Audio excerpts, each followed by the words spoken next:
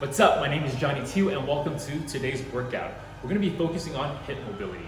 Our hips are a major part of running, oftentimes neglected. But in order to prevent injuries, we need to make sure we release any sort of tightness. We want to increase our mobility and maximize our range of motion in order to have an efficient stride as we run. So for today's workout, we're going to be focusing on 4 movements. We're going to repeat those movements for 10 reps for 3 rounds. Let's get started.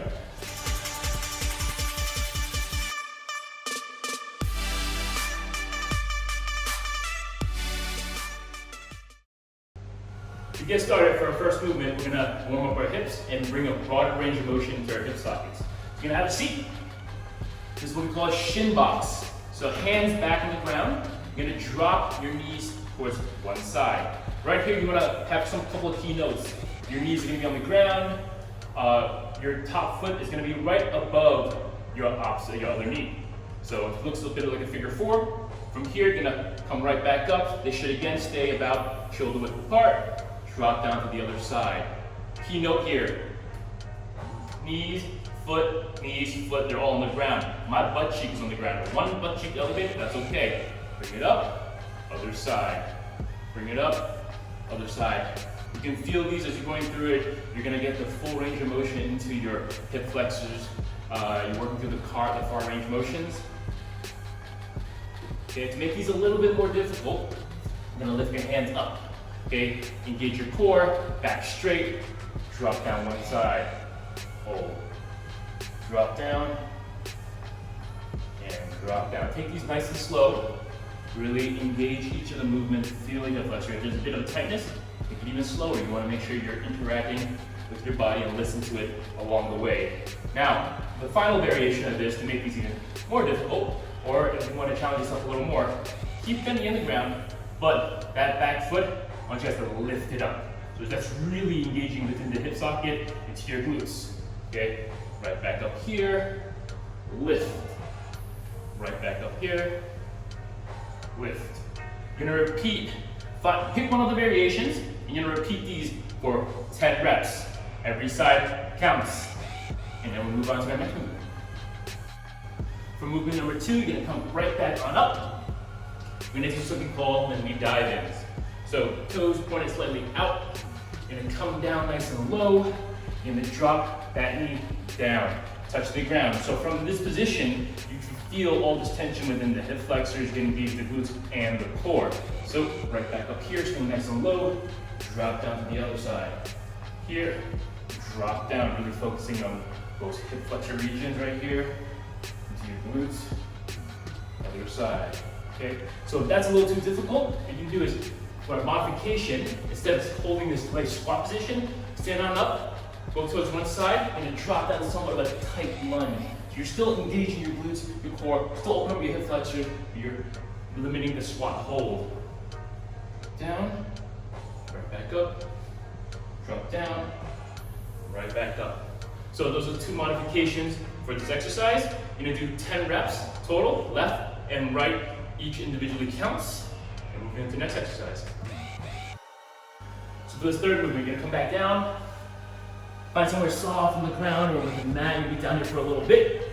So as you're laying down to one side, I like to have my arms sticking out, my belly button's pointing forward. You're gonna be completely laying onto your side. So these are gonna be leg lifts with different variations that's engaging our hips and our posterior chain.